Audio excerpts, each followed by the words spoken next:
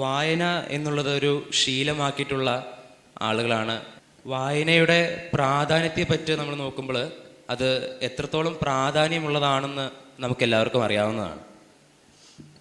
വായനയെപ്പറ്റി പറഞ്ഞിരിക്കുന്ന അനേകം മലയാളി കവികൾ പറഞ്ഞ പ്രസ്താവനകൾ നമുക്കറിയാവുന്നതുണ്ട്. നമ്മൾ നമ്മുടെ ജീവിതത്തിൽ നോക്കുമ്പോൾ നമ്മൾ പല കാര്യങ്ങൾ വായിക്കുന്നുണ്ട്. നമ്മൾ ന്യൂസ് പേപ്പർ വായിക്കുന്നുണ്ട്, പത്രം വായിക്കുന്നുണ്ട്, അനേകം ബുക്കുകൾ വായിക്കുന്നുണ്ട്. ഇതിലൂടെ എല്ലാം നമുക്ക് ലഭിക്കുന്നത് നമുക്ക് വേണ്ട അറിവുകളാണ്. വായനയിലൂടെ നമുക്ക് ലഭിക്കുന്നത് വേണ്ടപ്പെട്ട അറിവുകളാണ്. പത്രം വായിക്കുന്നതിലൂടെ ലോക വിവരങ്ങൾ നമ്മൾ അറിയുന്നു. ലോകത്ത് എന്തെല്ലാം സംഭവിക്കുന്നു, എന്തെല്ലാമാണ് കറൻ്റ്ലി നമുക്ക് ലോകത്ത് നടക്കുന്നത് എന്നെല്ലാം നമ്മൾ മനസ്സിലാക്കുന്നു. അതുപോലെ നമ്മുടെ ദൈവത്തിൻ്റെ കാര്യപരിപാടികൾ, ദൈവത്തിനെ കുറിച്ച് മനസ്സിലാക്കുന്നത് അതെല്ലാം നമ്മുടെ ദൈവത്തിൻ്റെ തിരുവചനത്തിലൂടെയാണ്. ദൈവവചനത്തിലൂടെയാണ് നമ്മളിതെല്ലാം മനസ്സിലാക്കുന്നത്. നമുക്കറിയാം നമ്മുടെ ദൈവമായ കർത്താവിൻ്റെ വചനം അത് എത്രത്തോളം പ്രാധാന്യമേറിയതാണ് എന്ന് നമുക്കെല്ലാവർക്കും അറിയാവുന്നതാണ്. ഇങ്ങനെ ഒരു വാക്യമുണ്ടല്ലോ, എല്ലാം തിരുവെഴുത്തും ദൈവശാസ്ത്രീയമാകിയാൽ ദൈവത്തിൻ്റെ മനുഷ്യൻ സകല സൽപ്രവൃത്തിക്കും വക പ്രാപിച്ച് തികഞ്ഞവനാകേണ്ടതിന് ഉപദേശത്തിനും ശാസനത്തിനും ഗുണീകരണത്തിനും നീതിയുടെ അഭ്യാസത്തിനും പ്രയോജനമുള്ളതാകുന്നു. ഒരു വ്യക്തി തൻ്റെ ജീവിതത്തിലെ എങ്ങനെ ലീഡ് ചെയ്യണമെന്നുള്ളത് നമ്മുടെ ദൈവത്തിൻ്റെ വചനത്തിൽ പറഞ്ഞിട്ടുണ്ട്. ഈ കാര്യങ്ങളെല്ലാം നാം മനസ്സിലാക്കിയെടുക്കേണ്ടത് ദൈവവചന വായനയിലൂടെയാണ്. അത് നമുക്കറിയാം. നമ്മൾ ദൈവവചന പ്രസംഗം കേൾക്കുന്നവരാണ്. അപ്പം നമ്മളിവിടെ ഇരിക്കുമ്പം കേൾവിക്കാരായിരുന്നുകൊണ്ടാണ് ദൈവത്തിൻ്റെ വചനത്തെ നമ്മൾ മനസ്സിലാക്കുന്നത്. അതുപോലെ തന്നെ ദൈവവചനത്തെ മനസ്സിലാക്കാൻ കഴിയുന്ന മറ്റൊരു നല്ലൊരു മാർഗമാണ് ദൈവവചന വായന. ദൈവവചന വായനയിലൂടെയാണ് ദൈവം നമ്മളോട് എന്താണ് ഉദ്ദേശിച്ചിരിക്കുന്നത്, നമ്മുടെ ജീവിതത്തെ പറ്റിയുള്ള പർപ്പസ്, നമ്മളോട് ദൈവം പറയാൻ ആഗ്രഹിക്കുന്ന കാര്യങ്ങൾ, ഇതെല്ലാം നമുക്ക് മനസ്സിലാവുന്നത്, ദൈവത്തിൻ്റെ ഉദ്ദേശം നമുക്ക് മനസ്സിലാവുന്നതെല്ലാം ദൈവവചനം നമ്മൾ വായിച്ചു കഴിയുമ്പോഴാണ്. ദൈവവചന വായനയുടെ ഇമ്പോർട്ടൻസ് ആണ് സംസാരിക്കാനായിട്ട് പോകുന്നത്. ഏറ്റവും ശ്രദ്ധയോടുകൂടെ ഏറ്റവും ഉണർന്നിരുന്നുകൊണ്ട് നമുക്ക് ദൈവവചനം നമുക്ക് ശ്രവിക്കാം. അതുപോലെ നമ്മൾ നോക്കിക്കുമ്പോൾ ലോകപ്രകാരം ജീവിച്ചിട്ടുള്ള അനേകർ നമ്മുടെ ദൈവവചനത്തെ പറ്റി പറഞ്ഞതായിട്ടുണ്ട്. മഹാത്മാഗാന്ധി പറഞ്ഞൊരു കാര്യമുണ്ട്, തന്നെ സ്വാധീനിച്ച ഏറ്റവും നല്ല പുസ്തകം, തന്നെ സ്വാധീനിച്ച പുസ്തകം എന്ന് പറയുന്നത് ബൈബിളിലെ പുതിയ നിയമമാണ്. അപ്പോൾ അതെല്ലാം അവർ പറയാൻ കാരണം അവരൊക്കെ ആ വായനയിലൂടെ കടന്നുപോയവരാണ്. അപ്പോൾ ദൈവവചന വായനയുടെ പ്രാധാന്യത്തെ പറ്റി നമുക്ക് ഈ നിമിഷം കേൾക്കാം. ഏറ്റവും ശ്രദ്ധയോടുകൂടെ നമുക്ക് ഈ നിമിഷം ആയിരിക്കാം. പാട്രിക് ഏട്ടനെ അതിന് വേണ്ടിയിട്ട് സ്റ്റേജിലേക്ക് ക്ഷണിക്കുന്നു. ദൈവനാമത്തിന് മഹത്വം. വീണ്ടും നമുക്ക് ഒരുമിച്ച് ഇങ്ങനെ കൂടുവാൻ ദൈവടയാക്കിയതോർത്ത് കർത്താവിന് സ്തോത്രം ചെയ്യുന്നു. ഞാനിവിടെ സംസാരിക്കുന്ന വിഷയം സ്ഥലം പറഞ്ഞതുപോലെ ദൈവവചനത്തിൻ്റെ വായന, അതിൻ്റെ പ്രാധാന്യത്തെ സംബന്ധിച്ചാണ്. ഇത് താരതമ്യേന എനിക്ക് എളുപ്പമുള്ള വിഷയമാണ്. അതിന് കാരണം ഇവിടെ ഇരിക്കുന്ന എല്ലാവരും തന്നെ ബൈബിൾ വായിക്കുന്നവരാണ്. അതിൻ്റെ പ്രാധാന്യത്തെക്കുറിച്ച് പ്രത്യേകിച്ച് പറയേണ്ട ആവശ്യമില്ല എന്ന് വിചാരിക്കുന്നു. അതുപോലെ നമ്മളിവിടെ ക്യാമ്പിൽ സംസാരിക്കുന്ന വിഷയങ്ങളെല്ലാം തന്നെ നമുക്ക് അറിയാവുന്ന വിഷയങ്ങളൊക്കെ തന്നെയാണ്, എല്ലാം തന്നെ അതാണ്. ഇപ്പോൾ സുവിശേഷ പ്രവർത്തനത്തെക്കുറിച്ച് ഇവിടെ ക്ലാസ് എടുത്താൽ ചെയ്യുന്നില്ലെന്നല്ല, എല്ലാവരും ചെയ്യുന്നതാണ്. വീണ്ടും ഓർമ്മപ്പെടുത്തലാണ് ആ ക്ലാസ്സിൽ കൂടെ ഉദ്ദേശിക്കുന്നത്. അതുപോലെ എല്ലാ വിഷയങ്ങളും ഇവിടെ പറയുന്ന വിഷയങ്ങൾ ആർക്കും പുതിയ വിഷയങ്ങളായിരിക്കണമെന്നില്ല. നമുക്കറിയാവുന്ന വിഷയങ്ങൾ തന്നെ ഓർമ്മപ്പെടുത്തുക. പത്രോസിൻ്റെ ലേഖനം പറയുന്ന പോലെ ഓർമ്മിപ്പിച്ച് ഉണർത്തുന്നത് യുക്തം എന്ന് ഞാൻ വിചാരിക്കുന്നു എന്ന് പറയുന്നത് പോലെയാണ്. ഓർമ്മിപ്പിച്ച് ഉണർത്തുകയാണ് നമ്മൾ ക്യാമ്പുകളിൽ കൂടെ ചെയ്യുന്നത്. പുതിയ വിഷയങ്ങളല്ല കൂടുതലായിട്ട് നമ്മൾ പഠിക്കുന്നത്. അതുകൊണ്ട് ഈ വിഷയം അങ്ങനെ തന്നെയാണ്. ദൈവവചന വായനയുടെ പ്രാധാന്യം. എല്ലാ വിശ്വാസികളും വചനം വായിക്കുന്നവരാണ്. ഈ ഞാൻ രക്ഷിക്കപ്പെട്ടപ്പോൾ വായന നിർത്തിയ ആളാണ്. പിന്നെ കുറേ കാലം കഴിഞ്ഞിട്ട് വായന തുടങ്ങിയത്. കഴിഞ്ഞിട്ട് ഞാൻ ബൈബിൾ വായന നിർത്തിയത് ഞാൻ ഓർത്തുകൊണ്ടിരുന്നത് രക്ഷിക്കപ്പെടാൻ വേണ്ടിയാണ് ഇതൊക്കെ വായിക്കുന്നത്. രക്ഷിക്കപ്പെട്ട് കഴിഞ്ഞപ്പോൾ ആവശ്യമില്ലല്ലോ. കാരണം എന്നോട് TC തോറും ആ കാലത്ത് എന്നോട് ചോദിച്ചു വായിക്കാറുണ്ട്. ഞാൻ പറഞ്ഞു വായിക്കാറില്ല, നിർത്തിയെന്ന് പറഞ്ഞു. അതെന്താണെന്ന് ചോദിച്ചപ്പോൾ പറഞ്ഞു രക്ഷിക്കപ്പെട്ടല്ലോ, അതിനാണല്ലോ വായിച്ചത്. പിന്നീടാണ് എനിക്ക് മനസ്സിലായത് വായിക്കണോ. അന്നും എനിക്ക് അറിയില്ലായിരുന്നു എന്തിനാണ് വായിക്കുന്നതെന്ന്. വെറുതെ എന്തിനാ ബൈബിൾ വീണ്ടും വീണ്ടും വായിച്ച് മടുക്കുന്നതെന്ന് വിചാരിച്ചിരുന്ന ഒരു കാലമുണ്ട്. പിന്നീട് പല കാര്യങ്ങളും മനസ്സിലായി ബൈബിളിൽ നിന്ന്. അങ്ങനെ വായന തുടങ്ങി. ശരി, ദൈവം നമ്മെ സഹായിക്കട്ടെ. ഞാൻ സാധാരണ ചെയ്യുന്ന പോലെ എല്ലാവരും പറയും എങ്ങനെ ബൈബിൾ വായിക്കണം, എന്തുകൊണ്ട് വായിക്കണം എന്നൊക്കെയാണ് ആൾക്കാർ പറയുന്നത്. അതുകൊണ്ട് ചിലതൊരു തനി ആവർത്തനമാണ് ഞാൻ പറയുന്ന കാര്യങ്ങൾ. അതുകൊണ്ട് ഞാൻ അങ്ങനെയുള്ള കാര്യങ്ങളൊന്നും തൽക്കാലം പറയുന്നില്ല. വചനം എന്തുകൊണ്ട് വായിക്കണം, എങ്ങനെ വായിക്കണം അതൊക്കെ അറിയാമല്ലോ. ഇപ്പോൾ പ്രാർത്ഥനയെക്കുറിച്ച് ക്ലാസ് എടുക്കുന്നവർ പറയും എങ്ങനെയാണ് പ്രാർത്ഥിക്കേണ്ടത്. നമ്മൾ കാലങ്ങളായിട്ട് പ്രാർത്ഥിക്കുന്നവരായിരിക്കും. എന്നാൽ വചനം നമുക്ക് വായിക്കുന്നതിൻ്റെ പ്രാധാന്യത്തെക്കുറിച്ച് ചുരുങ്ങിയ കാര്യങ്ങൾ പറയട്ടെ. ഈ ക്ലാസ് എടുക്കാനായിട്ടൊരു കാരണം എന്താണെന്നറിയോ? എടുക്കാനായിട്ടുള്ള കാരണം, അല്ലെങ്കിൽ ക്യാമ്പിൽ ഈ വിഷയം ഉൾപ്പെടുത്താനായിട്ടുള്ളൊരു കാരണം, ഒരു കാരണമുണ്ട്. അതിൻ്റെ ഒരു കാരണം, ഈ വർഷങ്ങൾ ഒത്തിരി കഴിയുമ്പോൾ നമ്മൾ ചിലപ്പോൾ ഈ വചനവായന അറിയാതെ അങ്ങ് കുറഞ്ഞ് വചനത്തിൻ്റെ പ്രാധാന്യം കുറഞ്ഞപ്പോൾ ഒരു പ്രസംഗം കേട്ടാൽ മതി, അല്ലെങ്കിൽ ഒരു വീഡിയോ പ്രസംഗത്തിൻ്റെ ഒരു വീഡിയോ കണ്ടാൽ മതി, അല്ലെങ്കിൽ എന്തെങ്കിലും ഒരെണ്ണം വായിച്ചാൽ മതി, ബൈബിളല്ല മറ്റ് അതിനെക്കുറിച്ചുള്ള എന്തെങ്കിലും ഒരു കമൻട്രി വായിച്ചാൽ മതി, കമൻറ്റ് വായിച്ചാൽ മതി, ഇങ്ങനെ വിചാരിച്ച് വചന വായന വ്യക്തിപരമായിട്ടുള്ള വചന വായന കുറഞ്ഞു പോകും, നമ്മൾ അറിയാതെ കുറഞ്ഞു പോകും. ഇപ്പോൾ പ്രസംഗം കേൾക്കുന്നുണ്ടല്ലോ അത് മതി. അതുപോലെ തന്നെ ഒരു ഡെയിലി കുറച്ച് സമയം വായിച്ചാൽ മതി. അങ്ങനെ ചിലപ്പോൾ ചിന്തിക്കും, ഞാൻ പറഞ്ഞിട്ടുള്ള സംഭവമാണോ എന്നറിയില്ല, ഇവിടെ പറഞ്ഞിട്ടുണ്ടോ എന്നറിയില്ല, ഞാനും ഒരു വിശ്വാസിയും കൂടെ സുവിശേഷ പ്രവർത്തനത്തിന് ഒരു സ്ഥലത്ത് പോയപ്പം ഒരു വീട്ടിൽ ചെന്നു. സുവിശേഷം പറയുന്ന സമയത്ത് അദ്ദേഹത്തിന് വളരെ താല്പര്യമായിരുന്നു ആ ആൾക്ക്. അങ്ങനെ താല്പര്യമായി ഒക്കെ കഴിഞ്ഞ് നമ്മൾ സുവിശേഷം പറഞ്ഞു കഴിഞ്ഞ് ഇറങ്ങുന്നതിന് മുമ്പ് ഞാൻ പറഞ്ഞു, നമ്മൾ എന്നും രാവിലെ ബൈബിൾ വായിക്കണമെന്ന് പറഞ്ഞു. അപ്പോൾ എൻ്റെ കൂടെയുള്ള വിശ്വാസി എന്നോട് ചോദിച്ചു, ഇതിന് ഈ പറയുന്നതെന്ന് ചോദിച്ചു. അപ്പോൾ എനിക്ക് ആദ്യം മനസ്സിലായില്ല. അപ്പം എൻ്റെ കൂടെയുള്ള സാർ പറഞ്ഞു, ഇതിന് ഈ പറയുന്നത് നടക്കുന്ന കാര്യമാണോ എന്ന് ചോദിച്ചു. അപ്പോൾ ഞാൻ പറഞ്ഞു, അതെന്താ നടക്കാത്ത എന്ന് ചോദിച്ചു. അന്നേരം പറഞ്ഞു, അതൊന്നും നടക്കുന്ന കാര്യമല്ല, ഞാൻ തന്നെ അങ്ങനെ വായിക്കാറില്ല, പിന്നെയാ ഇവരെ. അപ്പോൾ പിടിവിട്ട് പോകുന്ന കണ്ടപ്പോൾ ഞാൻ പറഞ്ഞു, അല്ലല്ല വായിക്കാൻ പറ്റുമെന്ന് പറഞ്ഞു. അപ്പോൾ ഇദ്ദേഹം പറഞ്ഞു, അത് നടക്കുന്ന കാര്യമല്ലോ. ഉടനെ ആ ആൾ പറഞ്ഞു, അല്ല വായിക്കണേ, വായിച്ചോളാം, വായിച്ചോ അങ്ങനെ പറഞ്ഞു. അപ്പോൾ അദ്ദേഹം ഞങ്ങളെ പിടിച്ചു മാറ്റി എന്ന് പറഞ്ഞാൽ അടിയൊന്നും ഉണ്ടായില്ല. പക്ഷേ അദ്ദേഹം ഞങ്ങളെക്കാളും പക്വതയുള്ളൊരു മനുഷ്യൻ. അദ്ദേഹം പറയും, വായിക്കാൻ രാവിലെ കുറച്ച് സമയം ഉണ്ടാക്കാമല്ലോ, വായിച്ചോളാം.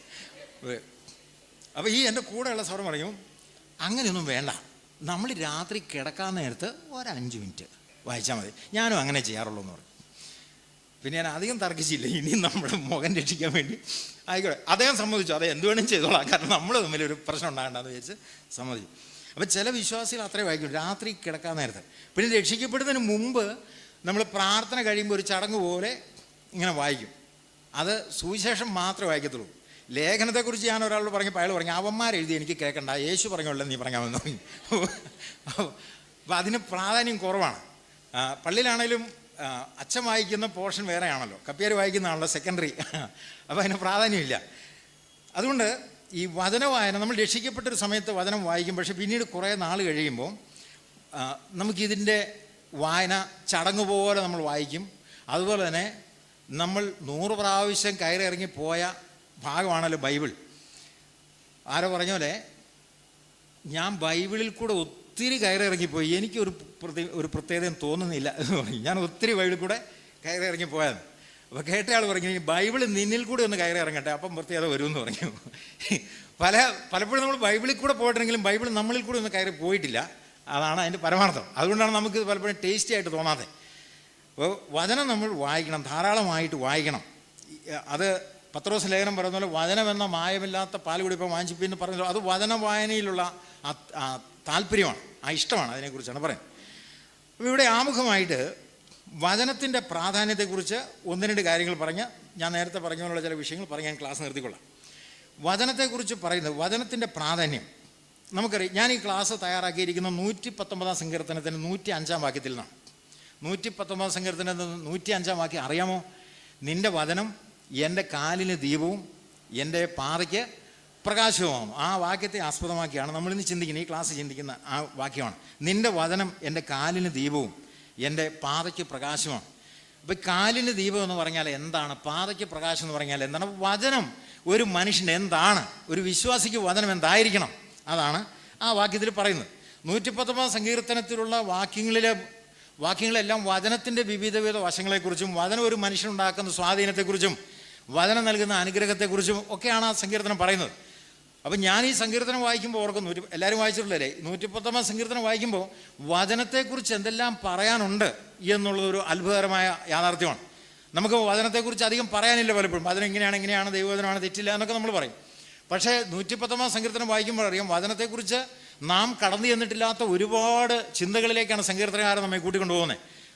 ഒരു വിശ്വാസി ഒരിക്കലും ചിന്തിക്കാത്ത ചിന്തകളിലേക്കാണ് സങ്കീർത്തനകാരൻ ആ 119 സങ്കീർത്തനത്തിൽ കൂടെ നമ്മുടെ ശ്രദ്ധ എങ്ങനെ കൊണ്ടുപോകുന്നത്.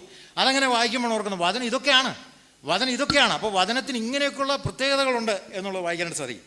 അപ്പോൾ ആമുഖമായിട്ട് ഈ സങ്കീർത്തനം വായിക്കുമ്പോൾ ഇതിൽ നിന്ന് ദൈവവചനത്തിൻ്റെ പ്രാധാന്യത്തെ സംബന്ധിച്ച് 2-3 പ്രസ്താവനകൾ നടത്തട്ടെ. ഒന്ന്, ദൈവത്തിൻ്റെ വചനം എന്താണോ അരുളി ചെയ്യുന്നത് അത് സത്യമാണ്. അത് നമുക്കറിയാം, അത് സത്യമാണ്. ഇത് പറയുന്നത് ബാക്കി നമ്മൾ കാണുന്നത് എല്ലാം സത്യമാകണമെന്നില്ല. ഇൻ്റർനെറ്റിൽ വായിക്കുന്ന കാര്യങ്ങൾ, വാട്സാപ്പിൽ കൂടെ കേൾക്കുന്ന കാര്യങ്ങൾ, അതുപോലെ തന്നെ നാം കാണുന്ന വീഡിയോകളിൽ അല്ലെ നാം കേൾക്കുന്ന പ്രസംഗങ്ങളിൽ എല്ലാം സത്യമാകണമെന്നില്ല. ചില ആൾക്കാർ ബൈബിളിന് പകരം മറ്റു പലതും അങ്ങനെ കേൾക്കും. അതുപോലെ വാട്സാപ്പിൽ കൂടെ ആൾക്കാർ കൊടുക്കുന്ന മെസ്സേജുകളൊക്കെ കേൾക്കും. ഓരോ മണിപ്പൂരിലെ വാർത്തകൾ, ആ വാർത്തകൾ, ഈ വാർത്തകൾ കൊടുക്കും. ഇതെല്ലാം സത്യമാണോന്നില്ല. ഇത് ഓരോ മനുഷ്യന് തോന്നുന്നത് എഡിറ്റ് ചെയ്തതായ കാര്യങ്ങളാണ്. എന്നാൽ വചനത്തിൽ പറയുന്നത് സത്യമായ പ്രസ്താവനകളാണ്. അതുപോലെ മതങ്ങൾ പറയുന്നതെല്ലാം സത്യമാണോന്നില്ല. രാഷ്ട്രീയ നേതാക്കന്മാർ പറയുന്നതെല്ലാം സത്യമാണോന്നില്ല. എന്തിനധികം പറയുന്നു, നമ്മുടെ സഭകളിൽ ക്ലാസ് എടുക്കുന്നവർ തന്നെ പറയുന്ന കാര്യങ്ങൾ വചനത്തിലുള്ള കാര്യങ്ങളാണ് നാം മുഖവിലേക്ക് എടുക്കേണ്ടത്. അല്ലാതെ ചില കാര്യങ്ങൾ അവരുടെ അഭിപ്രായമായിരിക്കും. അതിന് അഭിപ്രായത്തിൻ്റെ വിലയുള്ളൂ. വചനത്തിൻ്റെ പ്രാധാന്യം ആ പ്രസ്താവനയ്ക്കില്ല. അപ്പോൾ ഇപ്പം ഞാനിവിടെ സംസാരിക്കുമ്പോൾ തന്നെ ഞാൻ സംസാരിക്കുന്ന കാര്യങ്ങളിൽ ചിലത് എൻ്റെ അഭിപ്രായങ്ങളായിരിക്കും. അതിന് അഭിപ്രായത്തിൻ്റെ വില കൊടുത്താൽ മതി. എന്നാൽ വചനത്തിലുള്ള കാര്യങ്ങൾ സത്യമാണ്. വചനത്തിലുള്ള കാര്യം നമുക്ക് വിശ്വാസയോഗ്യമാണ്. അതുപോലെ തന്നെ വചനമാണ് നമുക്ക് ഏത് കാലത്തും ആശ്രയിക്കാൻ പറ്റിയ സത്യമായ പ്രസ്താവനകൾ. ഇപ്പോൾ ബൈബിളിൽ ഒരു കാര്യം പറഞ്ഞാൽ സത്യമാണ്. ആ ഒരു ബോധ്യത്തിൽ നിന്നാണ് നമ്മൾ ബൈബിൾ വായിക്കുന്നത്. ബൈബിൾ ഏത് വിഷയത്തെക്കുറിച്ച് പറഞ്ഞോ അത് പരമാർത്ഥമായൊരു പ്രസ്താവനയാണ്. ലോകത്തിൽ ആരെന്ത് വിഷയത്തെക്കുറിച്ച് പറഞ്ഞോ അത് വിശ്വസിക്കാതിരിക്കാം. പണ്ട് കാലത്ത് ശാസ്ത്രജ്ഞന്മാർ പറഞ്ഞത് പിൽക്കാലത്ത് വിഡ്ഢിത്തരങ്ങളായി പോയില്ലേ.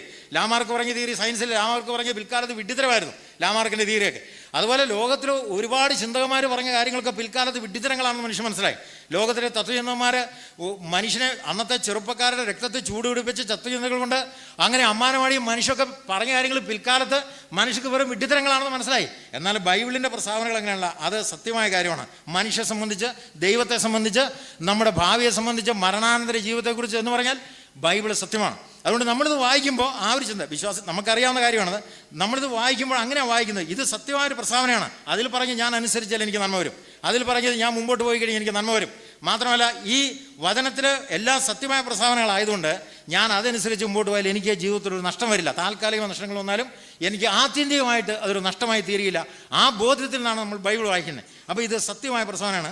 അതുപോലെ തന്നെ ലോകത്തിൽ ബാക്കിയുള്ളവർ പറയുന്നതിനൊന്നും നമ്മൾ അങ്ങനെ എടുക്കാനായിട്ട് പാടില്ല. ലോകത്തിലെ മഹാന്മാർ പറയുന്ന കാര്യങ്ങളൊക്കെ അത് അവരുടെ അഭിപ്രായങ്ങളാണ്. വിശ്വാസിൽ പറയുന്ന എല്ലാ കാര്യങ്ങളും അങ്ങനെ അല്ലാതെ ചില അവരുടെ അഭിപ്രായങ്ങളാണ്. നമ്മൾ അതിനെ അങ്ങനെ അത്ര കണ്ടാൽ മതി. പക്ഷേ വചനം അത് സത്യമായ കാര്യമാണ്. രണ്ടാമത് വചനത്തെക്കുറിച്ച് പറയുന്ന കാര്യം, വചനം നമ്മളിൽ നിന്ന് ഡിമാൻഡ് ചെയ്യുന്ന എല്ലാ കാര്യങ്ങളും ന്യായമായ കാര്യങ്ങളാണ്. God's word demands what is right എന്ന് പറയും.